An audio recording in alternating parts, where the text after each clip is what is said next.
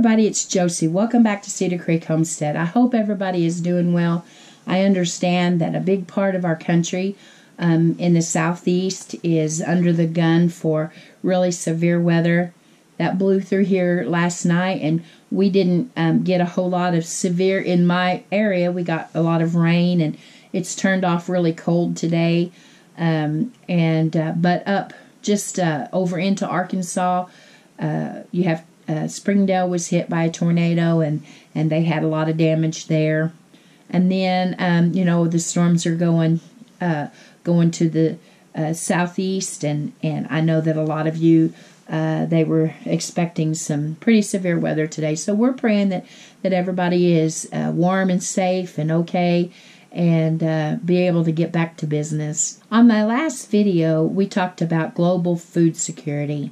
And we discussed ways that we could do things to really ensure that we took care of our households, that we looked well to the ways of our household, and that we kept working, trying to encourage you that if you hadn't started, that you would get busy now doing those things that would make sure that your pantries were full and stocked, so that if there is anything that comes to pass with the wheat shortages and all the other things that they believe that is going to be affected with war and with drought and with flooding and all the other things that are going on in the world today, along with inflation and all of the skyrocketing prices that's affecting everything from fertilizer to feed to food for us to fuel, to all of those things that we know that we're paying more for.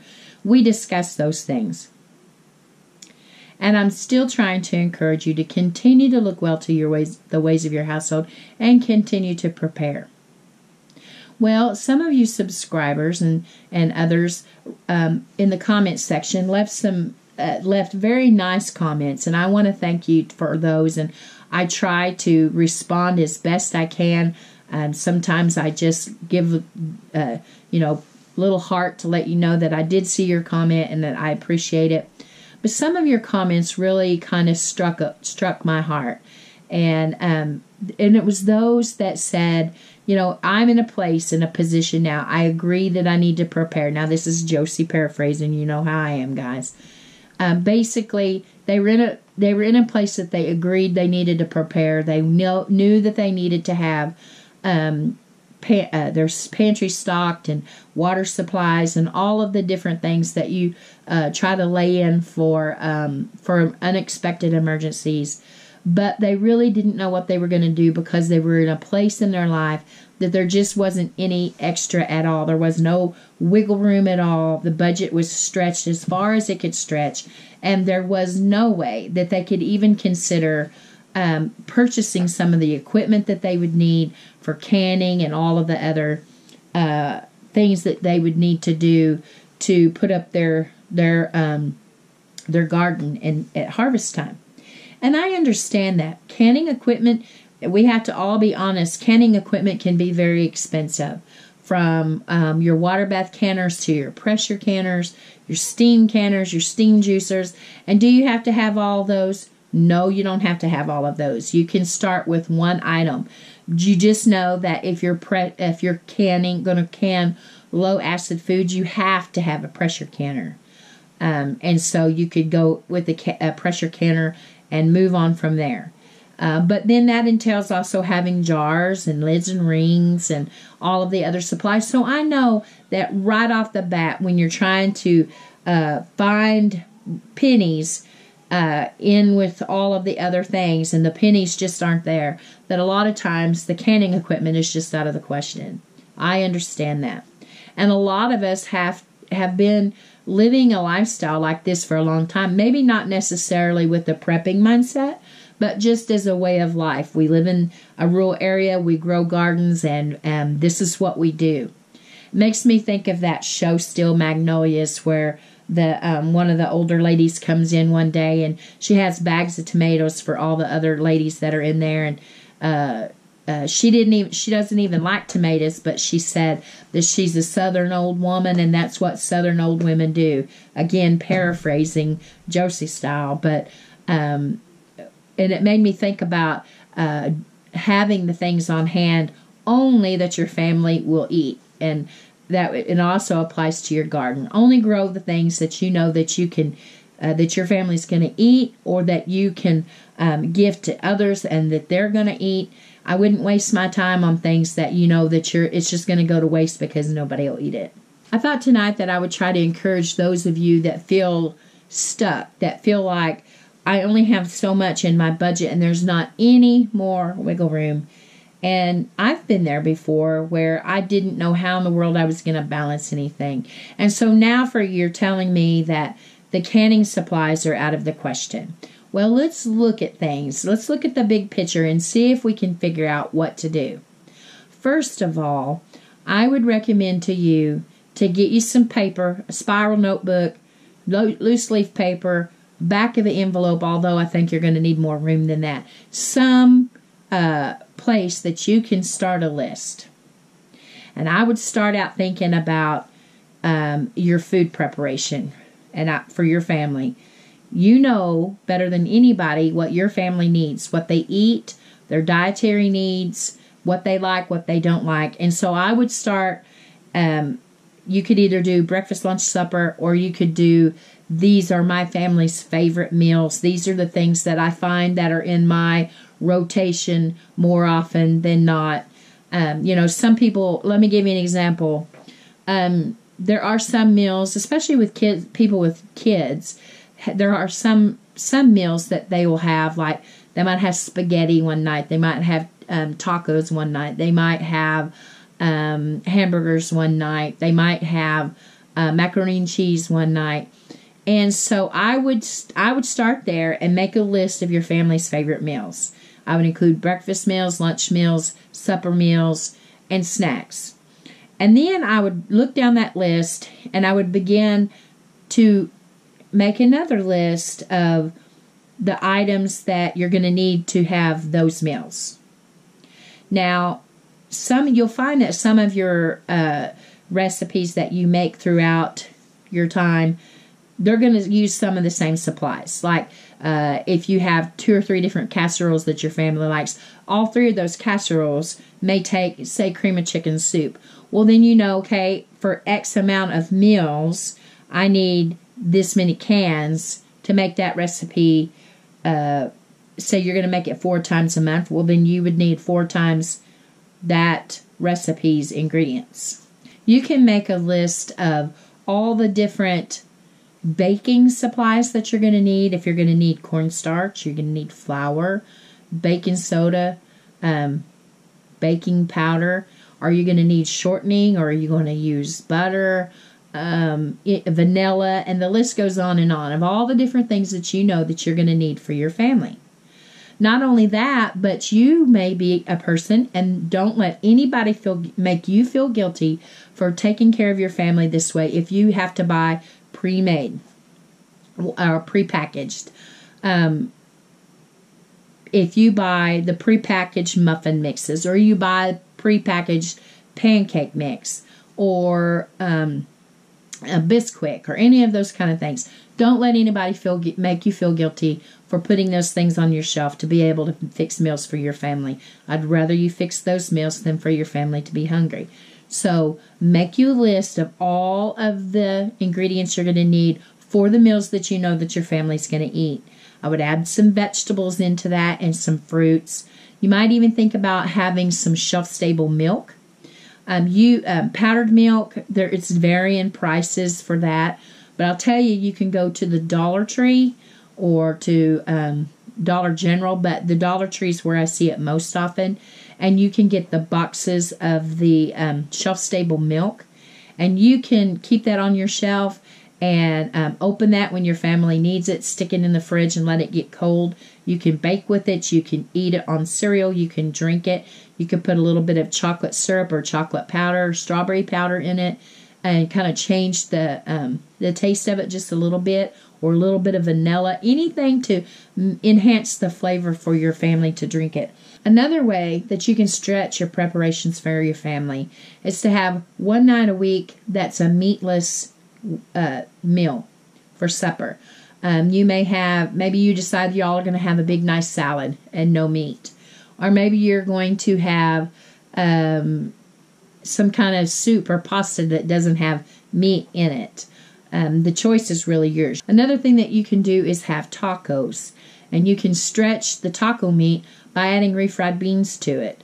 Or making sure that you have lots of vegetable toppings, onions and tomatoes and lettuce, and then your cheese and sour cream and all of that stuff to make those tacos really good and really flavorful. And you're not really using all that much meat in the recipe. Now, every time that you go to the store for your groceries, try to buy a few items extra. You don't have to go overboard, and you'll be surprised at how fast things really begin to build by just doing that simple thing. When you go, try to shop your grocery circulars and buy the loss leaders. A lot of times they'll have items that are on a really good sale price to bring you into the store.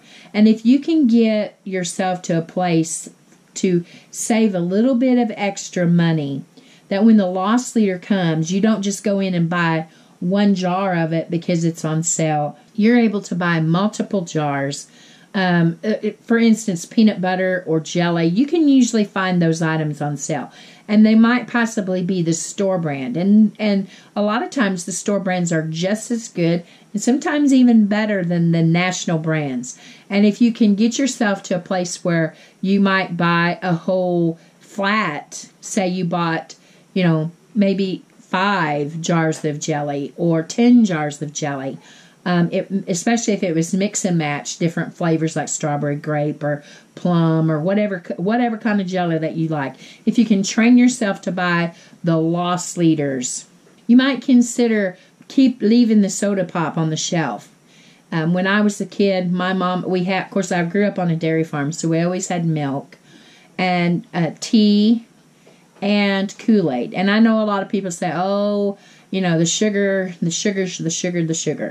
Well, we had Kool-Aid, and it was in moderation. A lot of people worry about the sugar in the Kool-Aid, but we made 1 gallon pitcher of Kool-Aid for all the kids that were in the family to have at the meal.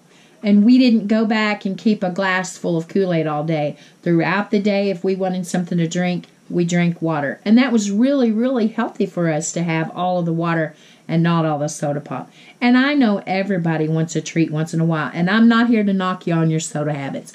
I'm just saying if you could possibly leave that on the shelf, you'd be surprised what else you could purchase and put the pop back, because it is getting really expensive. Again, I want to encourage you to not be concerned about what other people are telling you about your family. Don't let yourself go to the grocery store and get your food items and let somebody rap you on the wrist because you bought Kool-Aid for your kids and you're going to put sugar in it. Don't let anybody get you if you buy raviolis or SpaghettiOs to put on your shelf, because again, I would rather your kids have a full belly than to be crying because you didn't have the money to buy a bunch of stuff to make everything organic and this and that and the other. You need to take care of your family and let them take care of theirs. Always make sure that you're looking out for shelves that they have set up at Walmart or the grocery store or other places where they'll put items that are on clearance. And a lot of times there's not anything wrong with those items other than you've passed a holiday season and the packaging on those items are holiday. For instance, say a Valentine's Day cake mix. And that cake mix is going to last for a long time. And who cares if it has Valentine hearts on the cake mix? You might find spices, pepper, and salt.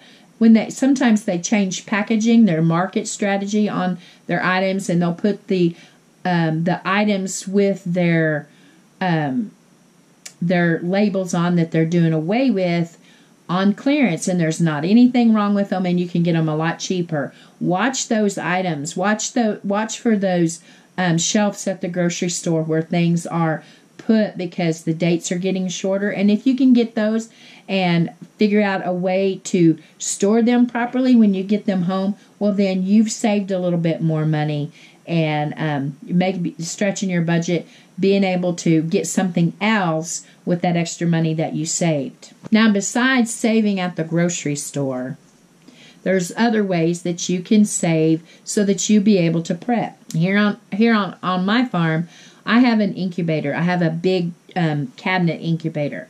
And so it holds lots of eggs, chicken eggs, duck eggs, quail eggs, goose eggs, whatever that I have. And I can set those. So when my chickens lay eggs, I can take a big amount of eggs and set them and hatch out new baby chickens. And then if I want to, I can increase my chicken flock and I don't have to buy chicken, or I can sell baby chickens, and that's another income source for me. You might want to look around your place.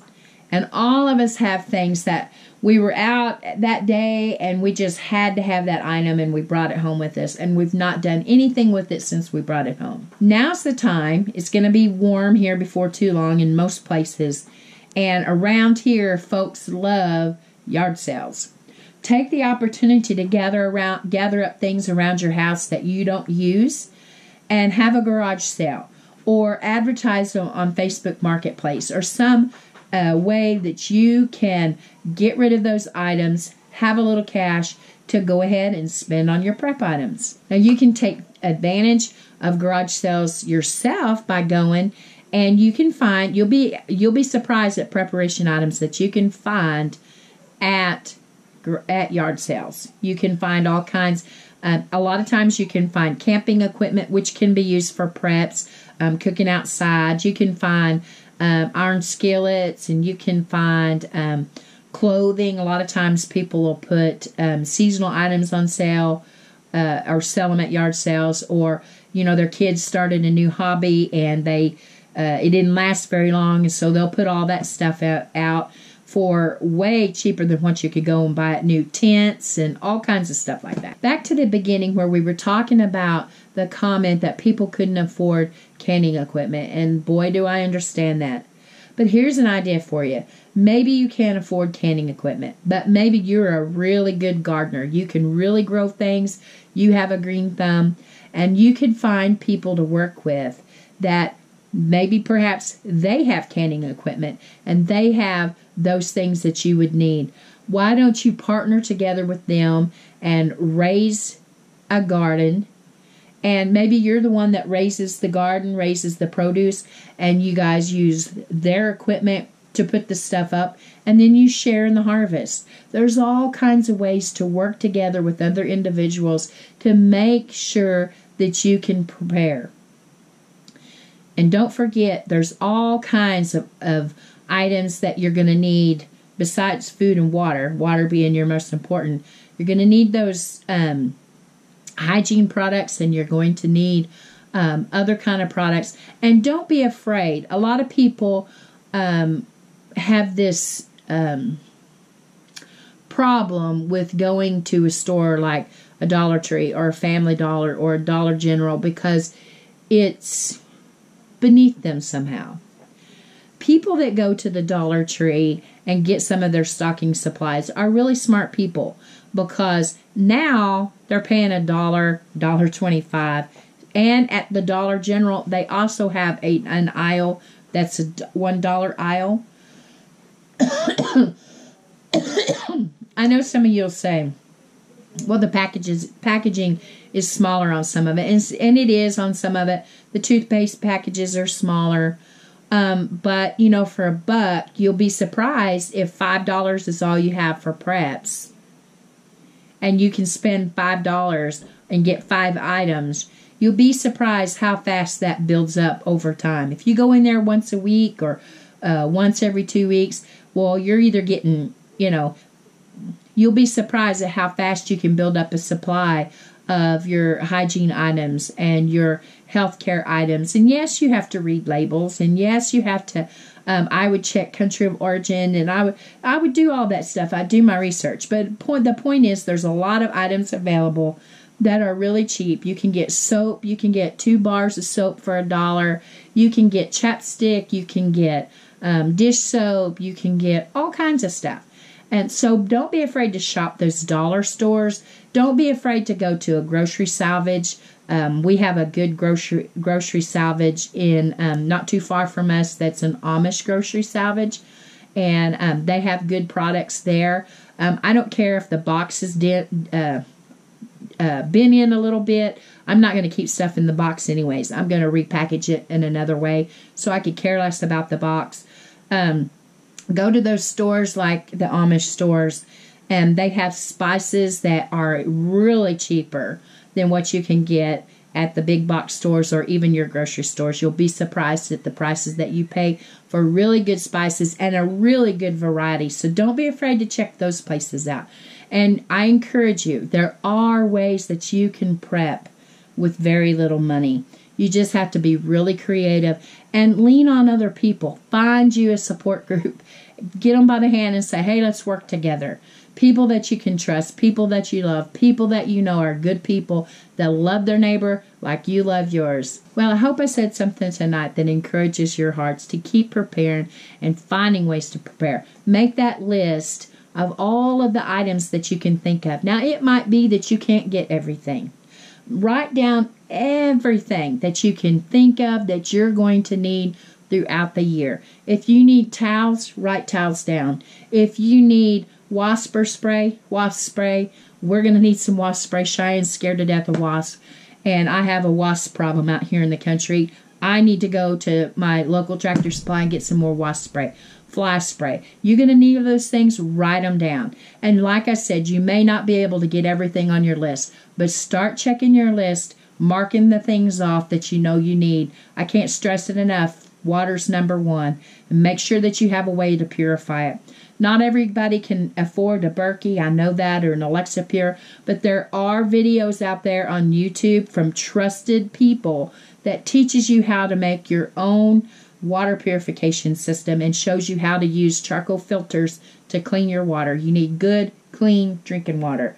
So we all have a little bit of homework to do, me included. We got to make sure that we've got our list, got everything accounted for, and do our best to fulfill it. If we can't get everything, then we'll make do with what we have. But we'll be able to do it, just putting our heart and soul into looking well to the ways of our household. I love you guys. I really do.